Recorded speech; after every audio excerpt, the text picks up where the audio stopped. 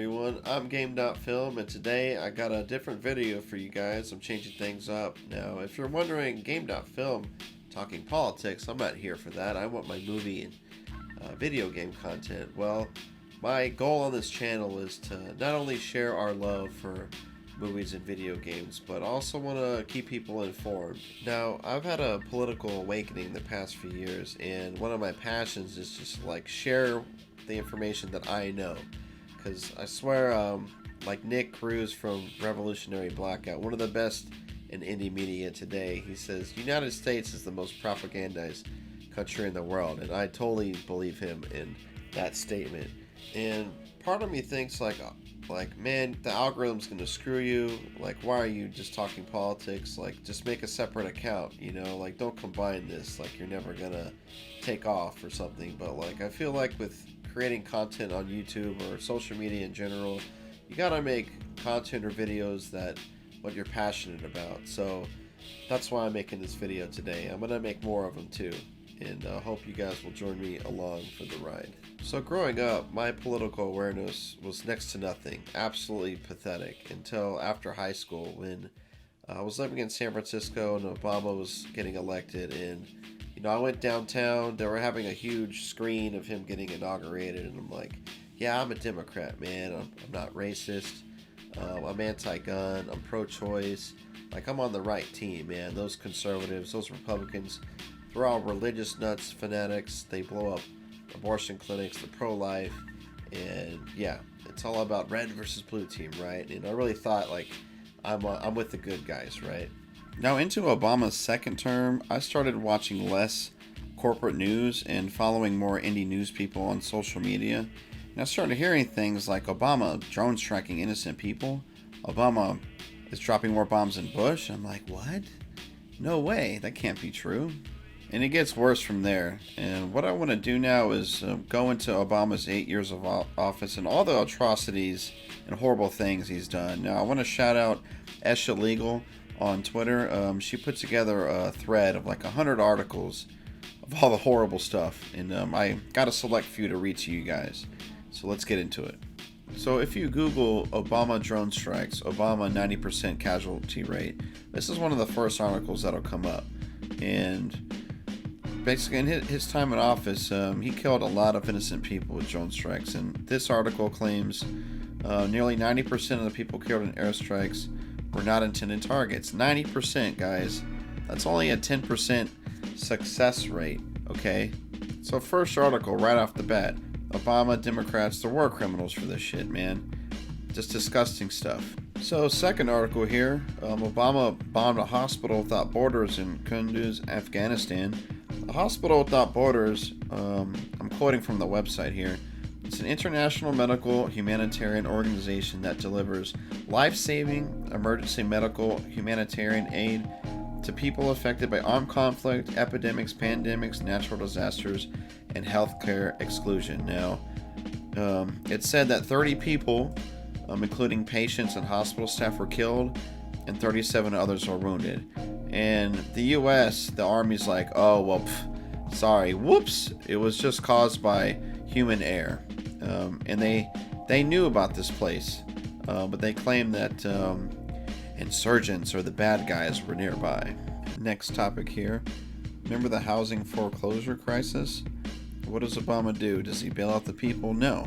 He bails out Wall Street to the tune of a whopping 700 billion tax dollars, y'all. And in this article by Ben Norton, in 2014, years after that, he cuts food stamps by $8.7 billion over the next 10 years. This is a Salon article. You can find it by Ben Norton over here. Glenn Greenwald also goes in more detail.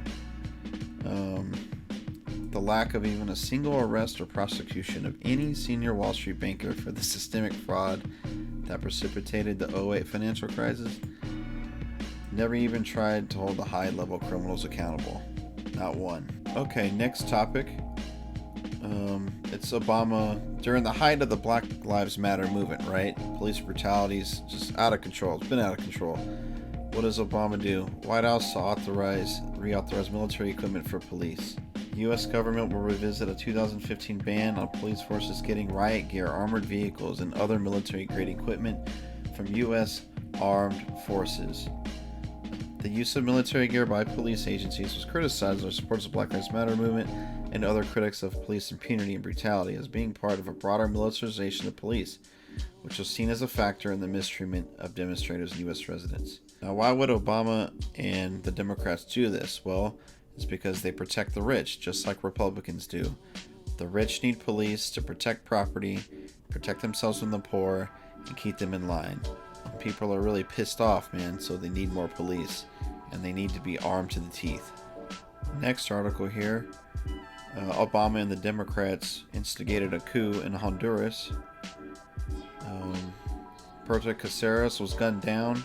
She is just one of thousands of indigenous activists, peasant leaders, trade unionists, journalists, environmentalists, judges, opposition political candidates, human rights activists, and others murdered. One of thousands, since a military coup ousted the democratically elected president Manuel Zelaya in 2009. And I'm going to make a different video on this and how America's been killing people for the past 150 plus years. This is what Zelaya did. Raised minimum wage, he provided free school lunches, milk for young children, pensions for the elderly, and additional scholarships for students. He built new schools, subsidized public transportation, and even distributed energy-saving light bulbs. This article also says these were not radical moves, but it was nevertheless disturbing to the country's wealthy economic and military elites. So the rich capitalists, in these countries, they need the working class, the poor people, they need them starving, they need them downtrodden, so they'll work twice as hard for them, right? But what this Zelaya did, he's running these programs to help the common people out, and the rich do not like that, so they had to take him out. Got another article here. This is from CNN. This is corporate news. Even they're catching on. You know it's really bad when that shit's happening. The U.S. is running out of bombs to drop on ISIS. The U.S. Air Force has fired off more than 20,000 missiles and bombs since the U.S. bombing campaign against ISIS began 15 months ago, according to the Air Force, leading to depleted munitions stockpiles and calls to ramp up funding and weapons production. This is in Iraq and Syria.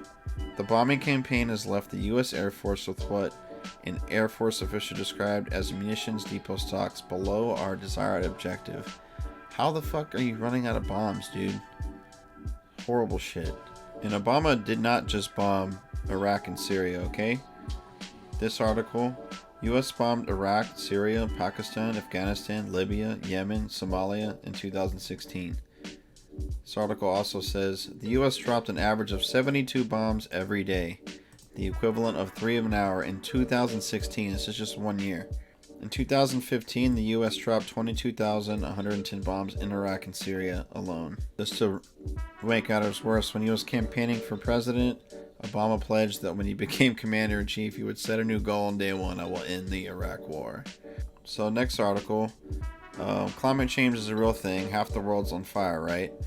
Obama takes credit for U.S. oil and gas boom. He quotes, "You wouldn't always know it, but it went up every year I was president. That whole suddenly America's like the biggest oil producer and the biggest gas. That was me, people." This wasn't the first time Mr. Obama has claimed credit for the boom, which saw oil production grow by 88% during his 2 terms. He did so often during his presidency, inevitably meeting with rebuttals from the oil and gas industry. This guy did not give a fuck about climate change at all. Okay, so we're done talking about Obama for a few, but now I want to talk about Bernie Sanders. Now he comes along, right? He's independent, registered independent. He's talking revolutionary things when he wants to reel in Wall Street, the big banks, the military. But I got to talk about how the DNC comes into play here. So if you just Google Donna Brazile rigged, if you Google Elizabeth Warren 2016 rigged, if you Google Tom Perez 2016 rigged, you'll come up with a number of articles. So in this article, what Donna Brazile found, an agreement between the Clinton campaign and the DNC, specifically a joint fundraising agreement between the DNC, the Hillary Victory Fund, and Hillary for America. Brazil writes that this agreement allowed Clinton to control the party's finances, strategy, and all the money raised. It even allowed Clinton's campaign to decide the DNC comms director, and her headquarters in Brooklyn was given authority to make final decisions on all mailings, budgeting, data, staffing, and analytics. As Brazil notes in her article, the DNC Victory Fund is for whichever candidate becomes the party's nominee, but Clinton's campaign was controlling it even before that happened. Individuals can only make a max campaign contribution of $2,700. Those who had maxed out their limit could write another check for $353,400 specifically to the Hillary Victory Fund.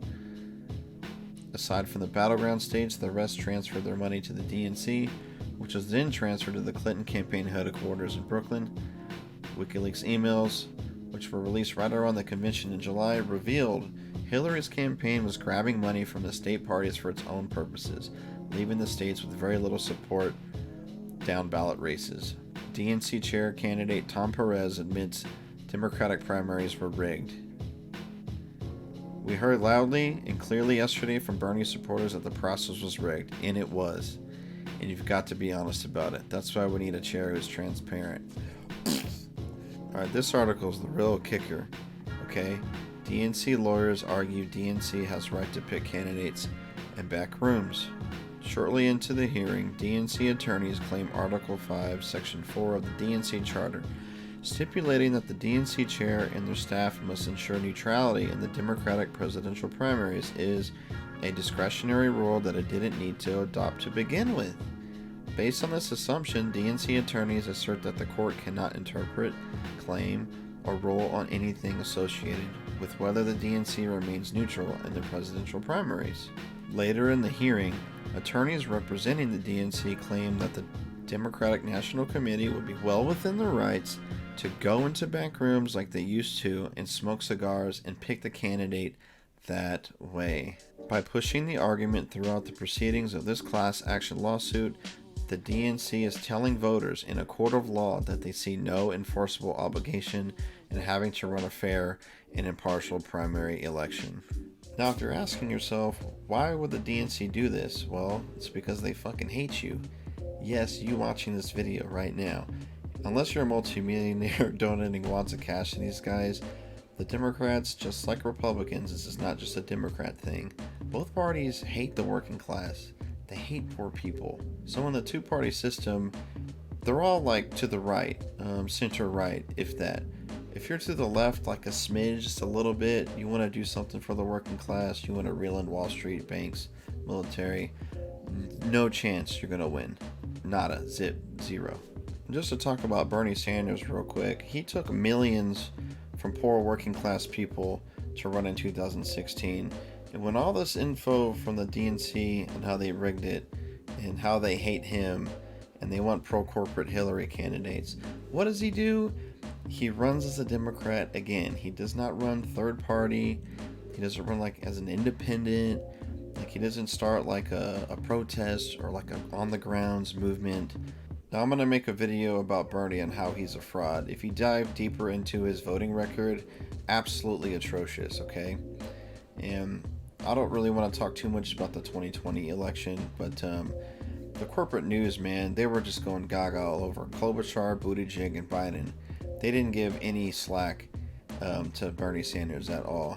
I'm just speaking from the heart here. This is more of a rant. I don't really have a script here, but I remember when in Iowa when Buttigieg got like 5%, immediately all over CNN, MSNBC, it said Buttigieg winner, and he did like this huge rally, and he was like, I can't believe we're gonna make history, but it was like 5% of the vote was in, man. So like, you don't only have the DNC on the corporate candidate side, you've got the corporate news media shitting on any candidate that's not corporate, you know. And I don't even want to get into Joe Biden's record right now, but he's an absolute despicable human being, man. He wrote the 1994 crime bill, did everything in his power to lock up poor black and brown people. He was the #1 Democrat going for the Iraq War, which killed 1.5 million Iraqis, 500,000 children. He said Bush deserves a Nobel Peace Prize for that. Warmonger, war criminal, piece of shit. Now, if you're going to tell me go vote Republican, No, dude, Republicans, Democrats, it's the same party. They serve the corporations, the Fortune 500. They do not serve the working class. So after 8 horrible Obama years, what the DNC is capable of against left-wing candidates, the corporate news, how they're going to back any corporate candidate and shit on any left-wing candidate. I'm done with electoral politics, man. I left the Democratic Party. Republicans, no. Done. Done, done, done. What I think needs to happen, we need to educate friends and family. We need to take care of us. We need to take care of our neighbors. Doesn't matter if they're Biden supporters, Trump supporters. It's class war, guys, and we all need to come together. I hope you guys enjoyed this video. Leave a note in the comments what you think, and I hope you will leave the two-party system as well. Peace.